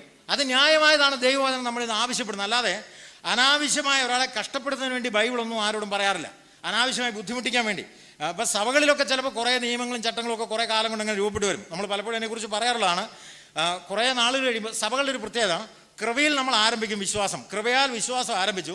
കുറച്ച് നാൾ കഴിയുമ്പം കൃപയാൽ തുടങ്ങിയ വിശ്വാസം കുറേ നിയമങ്ങളുടെ സഭാവിഭാഗമായിട്ട് നമ്മൾ മാറും. ഇപ്പം സഭകളിൽ ഒത്തിരി നിയമങ്ങൾ വരും. അത് എങ്ങനെയാണ് വന്നതെന്ന് നമുക്ക് തന്നെ അറിയില്ല. ചില നല്ല കാര്യത്തിൽ തുടങ്ങിയ ചില നിയമങ്ങൾ, ഉദാഹരണം പറഞ്ഞാൽ ആഭരണം ധരിക്കാൻ പാടില്ലെന്ന് വിശ്വസിക്കുന്ന സഭാവിഭാഗങ്ങൾ, ആഭരണം ധരിക്കാൻ പാടില്ലെന്ന് വിശ്വസിച്ച ആൾക്കാർ ഇത് തുടങ്ങിയ കാലത്ത് ഇങ്ങനൊരു നിയമമായിട്ടല്ല തുടങ്ങുന്നത്. ഇങ്ങനൊരു നിയമമായിട്ട് തുടങ്ങാതെ അത് നമുക്കൊരു ഉച്ചനീചത്വം വേണ്ട. പണക്കാരുണ്ട്, പാവപ്പെട്ടവരുണ്ട്. അപ്പം ഇങ്ങനെ ഒരാൾ ഒരുപാട് മാലയിട്ട് വരുന്നു, ഒരാൾ തീരെ ഇല്ലാതിരിക്കുന്നു. അപ്പം നമുക്ക് അങ്ങനെ ഒരു വേണ്ട, സ്കൂളിലെ യൂണിഫോം പോലെ. അപ്പോൾ ആരും ഇടണ്ട. അപ്പം നമുക്കൊരു സമത്വം വരട്ടെ. ഇങ്ങനെ ഒരു നല്ല ഉദ്ദേശത്തിലാണ് തുടങ്ങുന്നത്. അങ്ങനെ ഞാൻ വായിച്ചിട്ടുള്ളത്. അപ്പോൾ അങ്ങനെ തുടങ്ങി. കുറേ കഴിയുമ്പോൾ എന്ത് പറ്റി? കുറേ കഴിഞ്ഞപ്പോൾ മാലയിട്ടയാളെ സ്നാനപ്പെടുത്താൻ പറ്റില്ല എന്നുള്ള നിയമം വന്നു. മാലയിട്ടയാളെ അപ്പം നുറുക്കൽ കൊടുക്കാൻ പറ്റില്ല എന്നുള്ള നിയമം വന്നു. അപ്പോൾ ഒരു കാലത്ത് നല്ല ഉദ്ദേശത്തിൽ തുടങ്ങിയ ചില നല്ല രീതികൾ പിൽക്കാലത്ത് നിയമങ്ങളായി മാറി, നിയമസമിതികളായി രൂപപ്പെട്ടു. അപ്പോൾ ആ സഭകളുടെ റൂളായി അത് മാറി. അതനുസരിക്കാത്തവൻ അനാത്മീയനായിട്ട് എണ്ണപ്പെട്ടു. ഇതുപോലെ നമ്മുടെ ഇടയിൽ എന്ത് പറ്റും? അങ്ങനത്തെ വിഷയങ്ങളല്ല, വേറെ ചില വിഷയങ്ങൾ ബൈബിളിലുണ്ട് എന്ന രീതിയിൽ നമ്മൾ സഭകളുടെ നിയമങ്ങളാക്കി കൊണ്ടുവരും. അപ്പോഴെന്ത് പറ്റും? പിന്നെ കൃപയില്ല. അവിടെ ന്യായപ്രമാണത്തിൻ്റെ കാർക്കശ്യമാണ് പിന്നെ ഉള്ളത്. നിയമങ്ങൾ അടിച്ചേൽപ്പിക്കുകയാണ്. അപ്പോൾ വിശ്വാസികൾ വീർപ്പുമുട്ടുകയാണ്. രക്ഷിക്കപ്പെട്ടു വന്ന എത്രയോ പേർക്ക് സന്തോഷമില്ലെന്നറിയാം. കാരണം എന്താണ്? അവരിന്ന് നിയമങ്ങളനുസരിക്കാൻ വെമ്പലുകൊള്ളുകയാണ്. അല്ലാതെ കൃപ പോയി, കൃപയുടെ ആ സന്തോഷം പോയി, ആസ്വാദനം പോയി, വിശ്വാസത്തിൻ്റെ ആ സന്തോഷം പോയി, വിശ്വാസത്തിൻ്റെ സംതൃപ്തി പോയി, വിശ്വാസത്തിൻ്റെ ആസ്വാദ്യത പോയി. കാരണം എന്താ? ഇപ്പം നിയമങ്ങളും ചട്ടങ്ങളുമാണ്. അതനുസരിക്കുന്നവൻ ആത്മീയൻ, അനുസരിക്കാത്തവൻ ജഡികൻ. അല്ലെങ്കിൽ അനുസരിക്കാത്തവൻ റിബല്, അനുസരിക്കുന്നവൻ വളരെ ഭക്തൻ. അവിടെ ഒന്നും വചനമാണോ എന്നുള്ളത് നോക്കുന്നില്ല. അപ്പോൾ ബൈബിളിൽ പറയുന്നത് വചനം നമ്മളിൽ നിന്ന് എന്തോ ഡിമാൻഡ് ചെയ്യുന്നുണ്ടോ അത് സത്യമാണ്. നീതിയായ കാര്യങ്ങളാണ് ബൈബിൾ ഡിമാൻഡ് ചെയ്യുന്നുള്ളൂ. അല്ലാതെ നമ്മുടെ ജീവിതത്തിൽ നമ്മളെ വിഷമിപ്പിക്കാൻ വേണ്ടി ഒരു കാര്യവും ആൾക്കാർ വചനം ആവശ്യപ്പെടുന്നില്ല. ഞാൻ ചിലപ്പോൾ ഇങ്ങനെ ഓർക്കാറുണ്ട്, നമ്മൾ സഭകളിൽ ചില കാര്യങ്ങളൊക്കെ ചെയ്യുമ്പോഴേ അതൊക്കെ വചനത്തിലില്ലെങ്കിൽ നമ്മൾ പറയും നല്ല ഉദ്ദേശത്തിലാണ് നമ്മൾ ചെയ്യുന്നതെന്ന് പറയും. നല്ല ഉദ്ദേശത്തിലാണ് ചെയ്യുന്നത് പറഞ്ഞാലും ഇതൊക്കെ നിയമങ്ങളായി പോകും. നാം അറിയില്ലത്. നാം എവിടെ നിന്നാണ് ഇത് നിയമമായി നമുക്ക് മനസ്സിലാവില്ല. അവസാനം ഇതൊക്കെ ഒരു നിയമസംഹിതകളുള്ള ഒരു സമുദായമായി പതുക്കെ പതുക്കെ നാം അറിയാം നമ്മുടെ കയ്യിൽ നിന്ന് പോകും. പക്ഷെ വചനം അങ്ങനെയല്ല. വചനം നമ്മളിൽ നിന്ന് ആവശ്യപ്പെടുന്ന ദൈവം ഒരിക്കലും ആർബിട്രറി റൂളുകൾ, അതായത് ഒരു മനുഷ്യൻ കഷ്ടപ്പെടുന്നതിന് വേണ്ടി ദൈവം റൂളുകൾ കൊടുക്കാറില്ല. ഇപ്പോൾ പഴയ നിയമത്തിൽ പറഞ്ഞു പന്നിയുടെ മാംസം കഴിക്കാൻ പാടില്ല. എന്തിനാ ദൈവം അത് പറഞ്ഞു? അതിന് കാരണം കൊണ്ട് പിൽക്കാലത്താണ് മനുഷ്യൻ മനസ്സിലായത്. അശുദ്ധിയുള്ള മൃഗങ്ങളെക്കുറിച്ച് പറഞ്ഞു. അശുദ്ധിയുള്ള മൃഗങ്ങളുടെ മാംസം കഴിക്കരുതെന്ന് പറഞ്ഞാൽ അവരെ വലയ്ക്കാൻ വേണ്ടി പറഞ്ഞതല്ല, അവരെ വലയ്ക്കാനോ അവരെ കഷ്ടപ്പെടുത്താനോ അവരങ്ങനെ പട്ടിണി കിടക്കാനോ പറഞ്ഞല്ല. പിൽക്കാലത്ത് മനുഷ്യർക്ക് മനസ്സിലായി എന്താണ് ആ പറഞ്ഞതിന് കാരണം എന്നുള്ളത്. അതുപോലെ തന്നെ അവരോട് വേറെ ചില കാര്യങ്ങൾ പറഞ്ഞു. പാളയത്തിൽ താമസിക്കുമ്പോൾ ചില കാര്യങ്ങൾ ചെയ്യണമെങ്കിൽ പാളയത്തിന് പുറത്തു പോകണം, അല്ലെങ്കിൽ അത് പ്രത്യേക രീതിയിൽ ചെയ്യണമെന്നൊക്കെ പറഞ്ഞതിനാണ്. അത് അവർക്ക് കൊടുത്തിരിക്കുന്ന ശുചിത്വം സംബന്ധിക്കുന്ന നിയമങ്ങൾ പഠിപ്പിച്ചത് അവരെ വലയ്ക്കാൻ വേണ്ടിയൊന്നുമല്ല, പിന്നെയോ അവരുടെ ജീവിതത്തിൽ ഭാവി കാലത്ത് നന്മ വരാൻ വേണ്ടി ആണ് പറഞ്ഞത്. പക്ഷേ പിൽക്കാലത്താണ് അവർക്കത് മനസ്സിലായത്. അപ്പോൾ വചനം ഒരു മനുഷ്യൻ എന്ത് ഡിമാൻഡ് ചെയ്തോ അത് ന്യായമായ കാര്യങ്ങളാണ് ദൈവം നമ്മളിൽ നിന്ന് ആവശ്യപ്പെടുന്നത്. ദൈവം ഒരിക്കലും അന്യായമായി കഷ്ടപ്പെടുന്നവനല്ല. നമ്മെ സഭകൾ കഷ്ടപ്പെടുന്നവരെ പലപ്പോഴും ദൈവം കഷ്ടപ്പെടുത്തില്ല. വിശ്വാസികൾ നമ്മെ കഷ്ടപ്പെടുന്നവരെ ദൈവം നമ്മെ കഷ്ടപ്പെടുത്തില്ല. അപ്പോൾ ദൈവം നമ്മുടെ സന്തോഷത്തിന് വേണ്ടി, നമ്മുടെ സംതൃപ്തിക്ക് വേണ്ടി, നമ്മുടെ ജീവിതം ആനന്ദകരമായി ഈ ഭൂമിയിൽ മുമ്പോട്ട് കൊണ്ടുപോകാൻ വേണ്ടി വെച്ചിരിക്കുന്ന പല റൂളുകളാണ്. ഇപ്പോൾ ഉദാഹരണം പറഞ്ഞാൽ മദ്യം കഴിക്കരുതെന്ന് പറഞ്ഞതിനാണ്. മദ്യം കഴിച്ചു കഴിഞ്ഞാൽ വേറെ പ്രശ്നങ്ങളുണ്ട്. അല്ലാതെ മദ്യം കഴിച്ചാൽ സഭയ്ക്കല്ല പ്രശ്നം. ശരിക്കും മദ്യം കഴിച്ചെന്ന് പറഞ്ഞാൽ സഭയ്ക്ക് എന്താ പ്രശ്നം? സഭയ്ക്ക് പ്രത്യേകിച്ച് പ്രശ്നമൊന്നുമില്ല. അതൊരു സഭയുടെ സാക്ഷ്യത്തെ ബാധിക്കുന്നുള്ളൂ. പക്ഷേ ആ വ്യക്തിയെ സംബന്ധിച്ച് മറ്റൊരുപാട് പ്രശ്നങ്ങളുണ്ട്. ആ കുടുംബത്തെ പ്രശ്നങ്ങളുണ്ടാവും, ആ വ്യക്തിക്ക് പ്രശ്നങ്ങളുണ്ടാവും. അതുപോലെ തന്നെ ബൈബിളിൽ പറഞ്ഞ പല പാപങ്ങളും ചെയ്തു കഴിഞ്ഞാൽ സഭയ്ക്ക് അതിന് പ്രശ്നമില്ല. സഭ എന്ത് ചെയ്യും? സഭയ്ക്കിപ്പം ഇന്ന പാപം ചെയ്ത ആളാ സഭയിൽ ഇരിക്കുമ്പോൾ നടപടി എടുക്കേണ്ട പാവമാണ്, നടപടി എടുക്കും, അത്രയേ ഉള്ളൂ. ഇപ്പോൾ ഒരാൾ വ്യഭിചാരം ചെയ്തു, അല്ല കൊലപാതകം ചെയ്തു, സഭയ്ക്ക് എന്താ പ്രശ്നം വെച്ചാൽ സഭയ്ക്ക് എന്ത് പ്രശ്നമൊന്നുമില്ല. സഭ ബൈബിളിൽ പറഞ്ഞു ഇന്ന പാപം ചെയ്ത ആളെ ചിലപ്പോൾ നടപടി എടുക്കണം, അല്ലെ അദ്ദേഹത്തെ മാറ്റി നിർത്തണം പറയും. അത്ര സഭയുടെ ഡ്യൂട്ടി കഴിക്കും. പക്ഷേ ആ വ്യക്തിക്ക് പ്രതികൂലങ്ങൾ വരും, ആ കുടുംബത്തെ ബാധിക്കും, ആ വ്യക്തി ഒരു കുറ്റവാളിയായിട്ട് എണ്ണപ്പെടും, ആ മക്കളെ അത് ബാധിക്കും, അവരുടെ സാക്ഷ്യത്തെ ബാധിക്കും, അവരുടെ വിദ്യാഭ്യാസത്തെ ബാധിക്കും, അവരുടെ ജോലിയെ ബാധിക്കും. ഇപ്പം ചില കുടുംബങ്ങളൊക്കെ സാക്ഷ്യം പോയി കഴിഞ്ഞാൽ മക്കളുടെ വിവാഹത്തെ ബാധിക്കും. അങ്ങനെ പല പ്രശ്നങ്ങൾ വരും. അപ്പോൾ ഇത് സഭയ്ക്കല്ല പ്രശ്നം, ആ വ്യക്തിക്കാണ് പ്രശ്നം. ഇതുപോലെ ദൈവം നമ്മളിൽ നിന്ന് ആവശ്യപ്പെടുന്ന കാര്യങ്ങളൊക്കെ നമ്മെ വലയ്ക്കാൻ വേണ്ടിയോ നമ്മെ വെറുതെ നൂലാമാലകളിൽ കുടുക്കിയിട്ട് നാം വീഴുമ്പം പിടിക്കാൻ വേണ്ടിയുള്ള നിയമങ്ങളല്ല. പകരം വചനം നമ്മളിൽ നിന്ന് എന്ത് ഡിമാൻഡ് ചെയ്യുന്നോ ദാറ്റ് ഇസ് റൈറ്റ്, അതാണ്, അത് ന്യായമായ കാര്യമാണ് ദൈവം നമ്മൾ ഡിമാൻഡ് ചെയ്യുന്നത്. അത് വചനത്തെക്കുറിച്ച് പഠിക്കാവുന്ന, വചനത്തിൻ്റെ പ്രാധാന്യത്തെക്കുറിച്ച് രണ്ടാമത് പഠിക്കാവുന്ന മറ്റൊരു സത്യമാണ്. ദൈവം വളരെ നോബിളായ, വളരെ മാന്യമായ കാര്യങ്ങളാണ് മനുഷ്യന് ആവശ്യപ്പെടുന്നുള്ളൂ. അതുപോലെ ദൈവം വളരെ സത്യസന്ധമായ കാര്യങ്ങളെ മനുഷ്യന് ആവശ്യപ്പെടുന്നുള്ളൂ. അതുപോലെ ദൈവം മനുഷ്യനെ അനുസരിക്കാൻ പറ്റുന്ന കാര്യങ്ങളൊക്കെ മനുഷ്യന് ആവശ്യപ്പെടുന്നുള്ളൂ. അല്ലാതെ മനുഷ്യനെ കൊണ്ട് ചുമക്കാൻ പറ്റാത്ത ഭാരങ്ങൾ അവൻ്റെ മുകളിൽ വെച്ച് അവനതിൽ പരാജയപ്പെടുമ്പോൾ ആ പരാജയം കണ്ട് സന്തോഷിക്കുന്ന നല്ല ദൈവം, ആ പരാജയം കണ്ട് സന്തോഷിക്കുന്ന നല്ല വചനം എന്ന് പറയുന്നത്. അതാണ് വചനത്തിൻ്റെ രണ്ടാമത്തെ പ്രാധാന്യം. വചനത്തിൻ്റെ മറ്റൊരു പ്രാധാന്യം, ദൈവത്തിൻ്റെ വചനം പറയുന്നതെല്ലാം നന്മയ്ക്ക് വേണ്ടി, നമ്മുടെ നന്മ വരുത്തുന്നതിന് വേണ്ടിയാണ്. ഞാനിപ്പോൾ പറഞ്ഞത് അത് ന്യായമായ കാര്യങ്ങളാണ് ആവശ്യപ്പെടുന്നത്. മറ്റൊന്ന് അത് നമ്മുടെ നന്മയ്ക്ക് വേണ്ടി, നമ്മുടെ സന്തോഷത്തിന് വേണ്ടിയാണ് വചനത്തിൽ എല്ലാ കാര്യങ്ങളും പറയുന്നത്. നമ്മുടെ ജീവിതത്തിലെ അപമാനം മാറ്റിക്കളയാൻ, നമ്മുടെ ജീവിതത്തിൽ ഈ സങ്കീർത്തനത്തിലെ കാര്യമായി പറയുന്നത് കേട്ടോ, 119 അതൊക്കെ പറയുന്നുണ്ട്, 1-2 വാക്യങ്ങളിൽ പറയുന്നുണ്ട്. ദ വേ ഓഫ് ഹാപ്പിനെസ്, സന്തോഷം തരുന്ന വചനമാണ്. അതുപോലെ തന്നെ നമുക്ക് അപമാനം ഒഴിവാക്കാനായിട്ട് വചനം അനുസരിച്ചാൽ മതി. ജീവിതത്തിൽ പല നാണക്കേടുകളും ഒഴിവാക്കാനായിട്ട് സാധിക്കും. അതുപോലെ തന്നെ നമ്മുടെ സുരക്ഷിതത്വത്തിന് വേണ്ടിയാണ് ഈ വചനം എന്നിരിക്കുന്നത്. 9-ാം വാക്യത്തിൽ പറയുന്നുണ്ട് നമ്മുടെ സുരക്ഷിതത്വം അത് വചനം അനുസരിക്കും നമുക്കുണ്ടാവും. ചില ചോദിക്കും അപ്പനെ അമ്മയും ബഹുമാനിച്ച ദീർഘായുസ് ഉണ്ടാകുമെന്ന് ബൈബിളിലുണ്ടല്ലോ. അങ്ങ് അപ്പനെ അമ്മയും ബഹുമാനിക്കുന്നവർക്കെല്ലാം ദീർഘായുസ് ഉണ്ടോ? അപ്പനമ്മയും ബഹുമാനിച്ച് മാന്യമായി ജീവിച്ചാൽ തല്ലുകൊള്ളാതെ ജീവിക്കാൻ പറ്റും, നമുക്ക് ദീർഘായുസോടെ ജീവിക്കാൻ പറ്റും എന്നുള്ളത് അതിൻ്റെ ഒരു വശമാണ്. മാന്യമായി ജീവിച്ചാൽ വലിയ പ്രശ്നമൊന്നും ഉണ്ടാകത്തില്ല. അങ്ങനെ അത് വചനം പറയുന്നത് ന്യായമായിട്ട് നമ്മൾ അനുസരിച്ച് കഴിഞ്ഞാൽ ആൾക്കാർ നമ്മളെ ഉപദ്രവിക്കില്ല. വിശ്വാസത്തിൻ്റെ പേരിൽ ഉപദ്രവിക്കും, അത് ദൈവഹിതമാണ്. ദൈവം നമുക്ക് വെച്ചിരിക്കുന്ന ആയുസിൽ ചിലവൊക്കെ അങ്ങനെ വെച്ചിരിക്കുന്ന ഒരു പാക്കേജാണെന്ന് നമ്മൾ പറയില്ലേ. ലൈഫ് എന്ന് പറയുന്നത് ദൈവം വെച്ചിരിക്കുന്ന ഒരു പ്രത്യേക പാക്കേജാണ്. അതിൽ ചില കഷ്ടങ്ങളുണ്ട്, ചില പ്രയാസങ്ങളുണ്ട്, നമ്മുടെ കയ്യിലിരിപ്പ് കൊണ്ട് അല്ലാതെ വരുന്ന ചില ദുഃഖങ്ങളും സങ്കടങ്ങളൊക്കെ അതിൻ്റെ ഭാഗമാണ്. അപ്പോൾ വചനം നമ്മുടെ നന്മയ്ക്ക് വേണ്ടിയാണ് എല്ലാ കാര്യങ്ങളും തന്നിരിക്കുന്നത്. അപ്പോൾ സങ്കീർത്തനത്തിൽ അങ്ങനെയാണ് ഇതിനെക്കുറിച്ച് പറയുന്നത്. അപ്പോൾ വചനം നമ്മുടെ ജീവിതത്തിൽ എത്ര പ്രധാനപ്പെട്ടതാണ്. അത് ഡിമാൻഡ് ചെയ്യുന്ന എല്ലാ കാര്യങ്ങളും ന്യായമാണ്. അത് പറയുന്ന എല്ലാ കാര്യങ്ങളും എൻ്റെ നന്മയ്ക്ക് വേണ്ടിയാണ് പറയുന്നത്. ഇങ്ങനെ വിശ്വാസികൾ പലപ്പോഴും ഇങ്ങനെ തോന്നാറില്ല കേട്ടോ. വിശ്വാസികൾ എന്തിക്കുന്നറിയോ? വിശ്വാസികൾ എന്തിക്കണം? വചനം അതനുസരിക്കണം, ഇതനുസരിക്കണം, ബൈബിൾ അങ്ങനെയുണ്ട്, പ്രാർത്ഥിച്ചില്ലേ പ്രശ്നം, പ്രാർത്ഥിക്കാത്തതിന് കുറ്റബോധം, സുവിശേഷം പറഞ്ഞില്ലേ പ്രശ്നം, അങ്ങനെ പ്രശ്നം, ഇങ്ങനെയൊക്കെ നമ്മൾ വിചാരിക്കും. അതൊക്കെ അതിന് അങ്ങനെ ചിന്തിക്കാൻ കാരണം എന്താണെന്ന് ചോദിച്ചാൽ, ഒരു കൊച്ചുകുട്ടിയെ സംബന്ധിച്ച് മരുന്ന് കഴിക്കാൻ പറയുമ്പോൾ അതിന് ബുദ്ധിമുട്ടായിട്ട് തോന്നും. പക്ഷേ മരുന്ന് കഴിക്കാൻ നന്മയ്ക്ക് വേണ്ടിയാണ്, അതിന് അറിവാകുമ്പോൾ മനസ്സിലാവും. ഇതുപോലെയാണ് ചില കാലങ്ങളിൽ നമുക്ക് തോന്നി ഇതൊക്കെ ബുദ്ധിമുട്ടാണെന്ന്, പക്ഷേ അതൊക്കെ കഴിഞ്ഞ് കഴിയുമ്പോൾ നമുക്ക് മനസ്സിലാവും അതൊക്കെ എൻ്റെ നന്മയ്ക്ക് വേണ്ടി ദൈവം തന്ന പ്രമാണങ്ങളുടെ ഭാഗമാണെന്ന് നമ്മൾ തിരിച്ചറിയും. ഇനി അടുത്തതായിട്ട് ഇതിനെക്കുറിച്ച് പറയുന്നത് ഈ ദൈവവചനം ഈ വാക്യത്തിൽ പറഞ്ഞു, 105-ാം വാക്യത്തെക്കുറിച്ചാണ് ഇപ്പോൾ പറയുന്നത്. 105-ാം വാക്യത്തിൽ പറഞ്ഞു നിൻ്റെ വചനം എൻ്റെ കാലിന് ദീപവും എൻ്റെ പാതയ്ക്ക് പ്രകാശവുമാണ്. എന്താണ് ഈ കാലിന് ദീപം പാതയ്ക്ക് പ്രകാശം എന്ന് പറഞ്ഞാൽ? കാലിന് ദീപം പാതയ്ക്ക് പ്രകാശം എന്ന് പറഞ്ഞാൽ പാപത്തിൻ്റെ ഇരുട്ട് മൂടിയ ഒരു ലോകത്തിൽ മുമ്പോട്ട് പോകാനായിട്ട് വഴി കാണിച്ചു തരുന്നത് ദൈവത്തിൻ്റെ വചനമാണ്. പാപത്തിൻ്റെ ഇരുട്ട് മൂടിയ ഒരു ലോകമാണിത്. ആ ഇരുട്ടിൽ വഴി കാണിക്കുക നമുക്ക് ഉള്ള വിളക്കാണ് ഈ വചനം എന്ന് പറയുന്നത്. ഇപ്പം കാഴ്ചശക്തി ഉള്ളവന് വിളക്കിൻ്റെ ആവശ്യമുണ്ടെന്ന് ചോദിക്കും. കാഴ്ചശക്തി പണ്ട് ഒരു കാലത്ത് നിങ്ങൾ കേട്ടില്ലേ, ഒരാൾ കാഴ്ചശക്തി ഇല്ലാത്തവൻ രാത്രി വിളക്കം കൊണ്ട് നടന്നൊരു കഥ കേട്ടിട്ടില്ലേ? കാഴ്ചശക്തി ഇല്ലാത്തവൻ വിളക്കം കൊണ്ട് നടക്കുകയാണ്. അപ്പോൾ ആരും ചോദിച്ചു, കാഴ്ചശക്തി ഇല്ലാത്ത താങ്കൾ എന്തിനാണ് വിളക്കം കൊണ്ട് നടക്കുന്നത്? അപ്പോൾ ആൾ പറഞ്ഞു, ആരും എന്നെ ഒന്ന് ഇടിക്കാതിരിക്കാൻ വേണ്ടിയാണെന്ന് പറഞ്ഞു. കാരണം ഈ രണ്ട് സാധ്യതയുണ്ട്. ഞാൻ വണ്ടി ഓടിക്കുമ്പം എനിക്ക് രണ്ട് പ്രാർത്ഥനയുണ്ട്. ഒന്ന്, ഞാൻ ചെന്നിടിക്കല്ലേ, ആരും എന്നെ വന്നിടിക്കല്ലേ എന്നുള്ള പ്രാർത്ഥനയുണ്ട്. ഇതിന് രണ്ട് സാധ്യതയുണ്ട്. ചിലപ്പോൾ നമുക്കിട്ട് വന്നിടിക്കാം. വലിയ ഭക്തന്മാരായ വണ്ടി ഓടിക്കുന്നവരെ വണ്ടി ചളങ്ങിയിരിക്കുന്നുണ്ടല്ലേ, കാരണം ആരൊക്കെ വന്നിടിച്ചതാണ്. കാരണം ചില ഭക്തന്മാർ സൈഡും കൊടുക്കുകയല്ല, റോട്ടിൽ നിന്ന് മാറുകയില്ല, പതുക്കെ പോവുകയും ചെയ്യും. അപ്പോൾ ആ ഭക്തന്മാർക്കിട്ട് പുറകിൽ നിന്ന് കുത്തു കിട്ടും. അപ്പോൾ എന്ന് പറഞ്ഞ പോലെ ചില സമയത്ത് നമുക്ക് വന്നിടിക്കരുത്, ചെന്നിടിക്കരുത്. ചില സമയത്ത് അവിടുന്ന് വരുന്ന വണ്ടിയും ദൈവം സൂക്ഷിക്കണം, നമ്മുടെ വണ്ടിയും സൂക്ഷിക്കണം. അപ്പോൾ എന്ന് പറയുന്നത് ഈ ആൾ പറഞ്ഞു, ഞാൻ രാത്രിയിൽ വിളക്കൊണ്ട് നടക്കാനുള്ള കാരണം ഞാൻ എവിടെയെങ്കിലും പോയി തട്ടി വീഴാതിരിക്കാനല്ല. കാരണം എനിക്ക് കാഴ്ചശക്തിയില്ല, എനിക്ക് ഇരുട്ടിൽ നടക്കാനായിട്ട് കഴിയില്ല. പക്ഷേ ആരും എന്നെ ഒന്ന് ഇടിച്ച് അവർക്കും ഒന്നും പറ്റരുത്, എനിക്കൊന്നും പറ്റരുത്. അതുകൊണ്ടാണ് വചനമാണ് നമുക്ക് ഈ ലോകത്തിലെ പാപത്തിൻ്റെ അന്ധകാരത്തിൽ വെളിച്ചമായിട്ട് അല്ലെങ്കിൽ മുമ്പോട്ട് നമ്മെ നയിക്കുന്നത്. അതാണ് പറയുന്നത്, നിന്റെ വചനം എൻ്റെ കാലിന് ദീപവും എൻ്റെ പാതയ്ക്ക് പ്രകാശം. പാതയ്ക്ക് പ്രകാശം എന്ന് പറഞ്ഞാൽ ആ പാതയിൽ നമ്മെ നിലനിർത്തുന്ന വചനമാണ്. അടുത്ത കാലിന് ദീപം എന്ന് പറയുമ്പോൾ അടുത്ത സ്റ്റെപ്പ് വെക്കാൻ നമ്മെ സഹായിക്കുന്ന വചനമാണ്. അതായത് വചനപ്രകാരമാണ് നമ്മൾ സ്റ്റെപ്പുകൾ വെക്കണം. അതിനാണ് വചനം നമുക്ക് ദൈവം തന്നിരിക്കുന്നത്. വചനപ്രകാരം സ്റ്റെപ്പുകൾ വെക്കണം. അതുപോലെ തന്നെ വചനം കാണിക്കുന്ന വഴിയിൽ നിന്ന് മാറിപ്പോകാതെ നിലനിൽക്കണം. അതിനുവേണ്ടി ഒരു പ്രത്യേക വാക്ക് അവിടെ ഉപയോഗിച്ചിട്ടുണ്ടെന്നാണ് പറഞ്ഞത്. അതിനെക്കുറിച്ച് ഞാൻ ഇപ്പോൾ പറയുന്നില്ല, അതിനെക്കുറിച്ച് പറയാനായിട്ട് നമുക്ക് സമയമില്ല.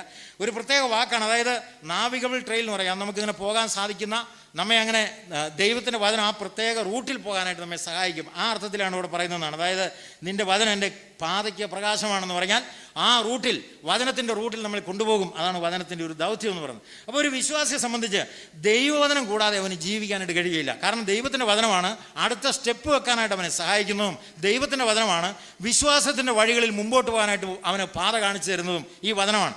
അപ്പോൾ വചനപ്രകാരം നമ്മൾ പോകണം. അതാണ് വചനത്തിൽ പറയുന്നത്. അതാണ് വചനത്തിൻ്റെ ദൗത്യം. അത് കാലിന് ദീപമാണ്, അത് പാതയ്ക്ക് പ്രകാശമാണ്.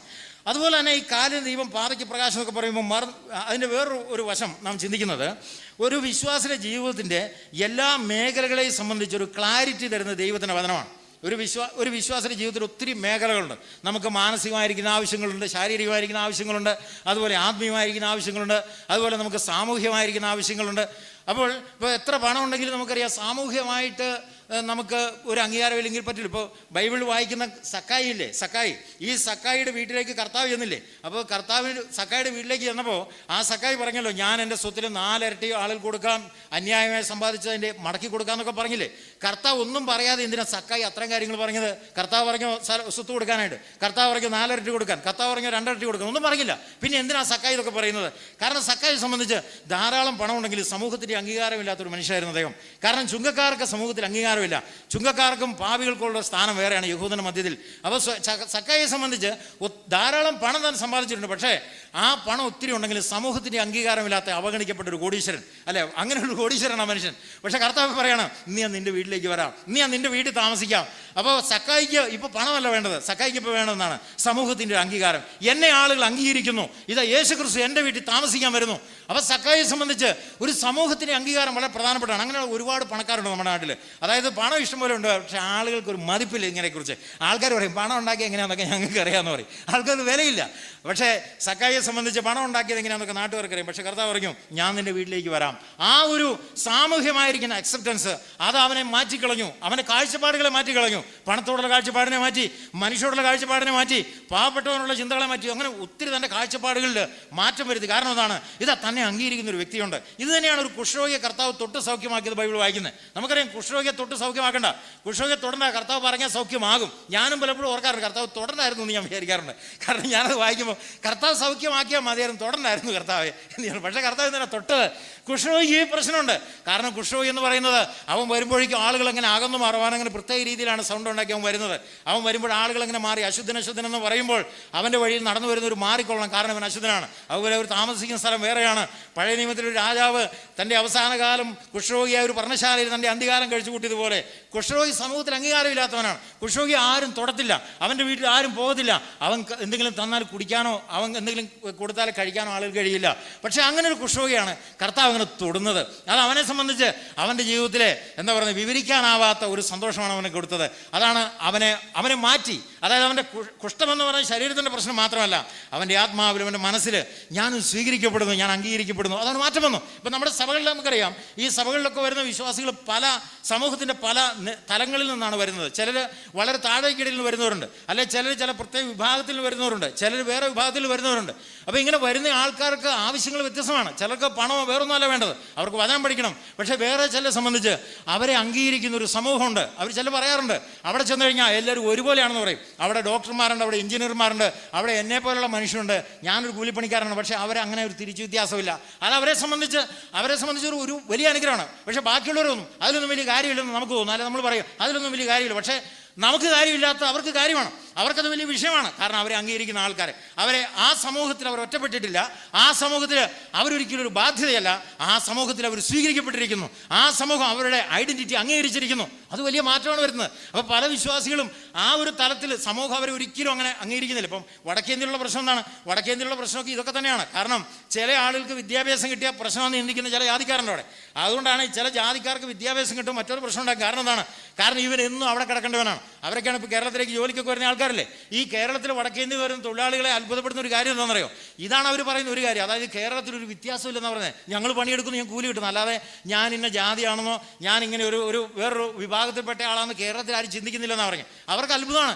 കൂലി കിട്ടുന്നത് മാത്രമല്ല, അവരൊരു വീട്ടിൽ വന്നു കഴിഞ്ഞാൽ നമ്മൾ ആരെങ്കിലും അവർക്ക് മുറ്റത്ത് കുഴികുത്തി ഭക്ഷണം കൊടുക്കുമോ? അങ്ങനെ കൊടുക്കുന്ന ഒരു കാലമുണ്ട്. കേരളത്തിൽ ഒരാൾ തന്നെ എന്നാലും പറഞ്ഞു മുറ്റത്ത് കുഴികുത്തി ഭക്ഷണം കൊടുക്കുമെന്ന്. കേരളത്തിൽ കൊടുക്കില്ല.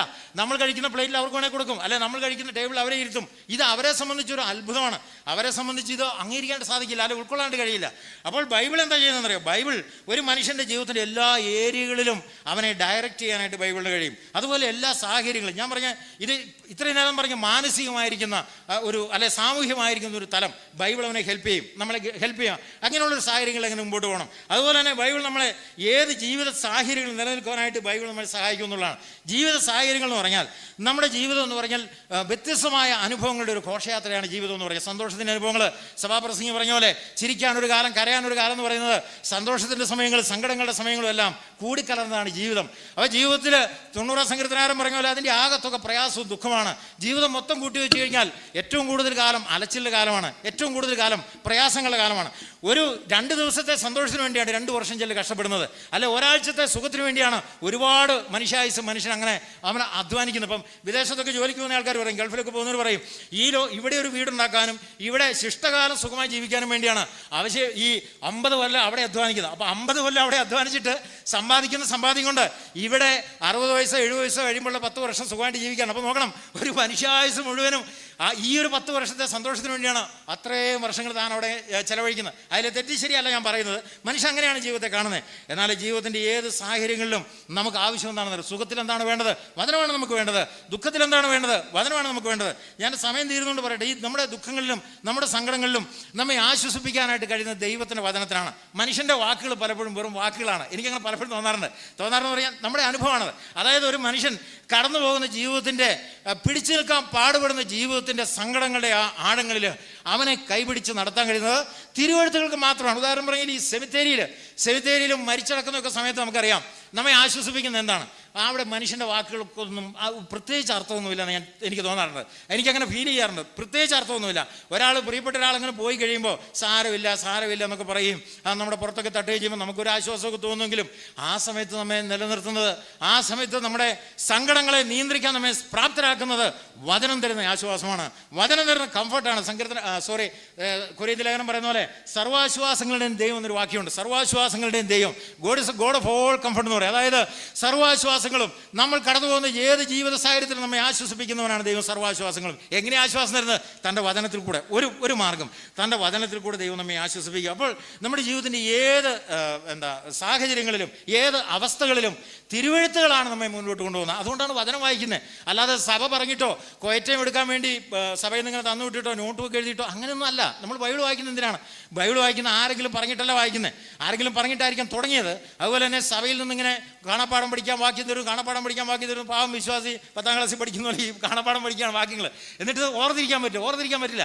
അതുകൊണ്ട് ഓർത്തിരിക്കാൻ പറ്റാതെ ഈ ബൈബിൾ നമുക്ക് ഓർത്തിരിക്കാൻ പറ്റാത്തതിൻ്റെ പ്രധാന കാരണം എന്ന് പറയുന്നത് അതൊന്നും നമ്മൾ ആഗ്രഹിച്ച് പഠിക്കുന്നതല്ല.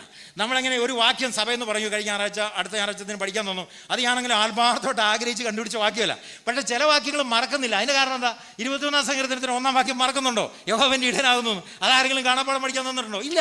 ചില വാക്യങ്ങൾ മറക്കാത്തത് അത് നമ്മുടെ ജീവിതത്തിൽ നമ്മെ ഒരുപാട് ടച്ച് ചെയ്തതാണ് ആ വാക്യം. അതുപോലെ ആ വാക്യം നമ്മുടെ ജീവിതത്തിൻ്റെ ചില സാഹചര്യങ്ങളിൽ നമ്മെ നിലനിർത്തിയതാണ്. ആര് പറഞ്ഞ പോലെ നമ്മളല്ല ബൈബിൾ ചുമക്കുന്ന, ബൈബിൾ നമ്മയാണ് ചുമക്കുന്നതെന്ന് പറഞ്ഞ പോലെ ആ സാഹചര്യങ്ങൾ നമ്മെ ചുമന്നുകൊണ്ടുപോയി വാക്യങ്ങളാണ്.